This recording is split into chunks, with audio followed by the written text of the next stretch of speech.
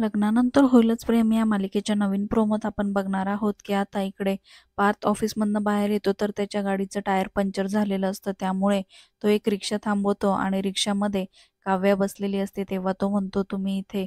तर तेवढ्यात काव्या म्हणते, या या बसा, आपलीच रिक्षा आहे. तर दुसरीकडे नंदिनी सुद्धा आशीर्वाद बंगला म्हणून एक रिक्षा थांबवते आणि घाईघाईने रिक्षात बसते आणि आता म्हणू लागते की तुम्ही अगदी देवासारखे भेटलात. तर तेव्हा आता जीवा मागे वळून बघतो आणि म्हणू लागतो की देवा नाही, जीवा म्हणा. आणि लगेचच नंदिनी म्हणते की तुम्ही इथे?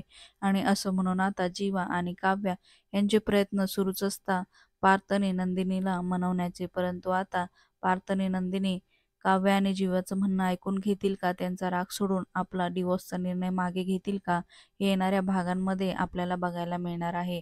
आणि आता दोघेही जण घरी जायला निघतात. तर आता नंदिनी आणि जीवाच्या रिक्षाच्या मागे बायकोसाठी काही पण लिहिलेलं असतं. तर दुसरीकडे काव्या आणि पार्थच्या रिक्षाच्या मागे जोडी नंबर 1 असं लिहिलेलं असतं. मालिकेच्या अशाच नवनवीन भागांसाठी चॅनलला नक्की सबस्क्राईब